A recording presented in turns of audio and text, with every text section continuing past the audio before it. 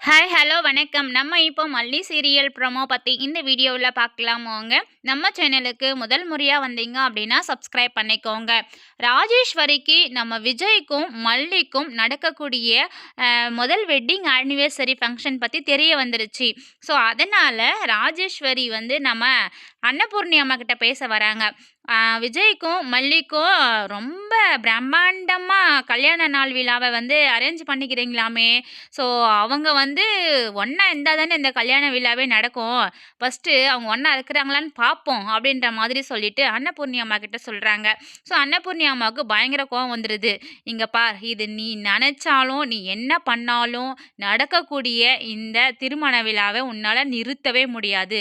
நீ தலைகீழா நின்னாலும் இது வந்து உன்னால தடை செய்ய முடியாது. உன்னால முடிஞ்சத நீ பார்த்துக்கோ. என்னால முடிஞ்சத நான் பார்த்துக்கிறேன். மல்லிக்கும், விஜய்க்கும் நல்லபடியா குங்குமம் வைக்கிற விழா வந்து நடக்க போகுது அப்படின்ற மாதிரி சொல்கிறாங்க. ஸோ இதை வந்துட்டு ராஜேஸ்வரி ஒரு சவாலாக தான் எடுத்துகிட்டு இருக்காங்க. என்ன அப்படின்னா, நம்ம ராஜேஸ்வரி வந்து மல்லியை மிரட்டுறாங்க. மல்லி வந்து அதில் மிரண்டு போயிட்டாங்கன்னே சொல்லலாங்க. எப்படின்னா, நம்ம வேணாலும் விஜய்கிட்ட இருந்து பிரிஞ்சு இருக்கலாம். ஆனால் வெண்பா வந்து விஜய்கிட்ட இருந்து பிரியவே கூடாது. பிரிஞ்சா விஜய் வந்து தாங்கவே மாட்டாரு அப்படின்றதுக்காக தான் அவங்க கொஞ்சம் ஒதுங்கி போகலாம் அப்படின்ற மாதிரி வந்து முடிவு பண்ணியிருக்காங்க போல.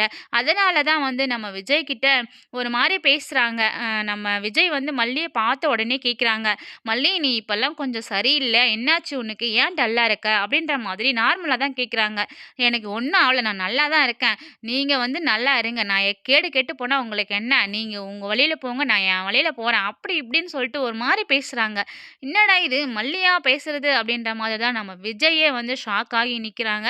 மல்லி பேசிட்டு அதுக்கப்புறமும் ஃபீல் பண்றாங்க. ஸோ அவங்களுடைய ஃபீலிங்ஸ் எல்லாத்தையும் சாமி கிட்ட சொல்லியிருக்காங்க. ஸோ என்ன முடிவு அப்படின்றது கொஞ்சம் வெயிட் பண்ணி பார்க்கலாம். Thank you.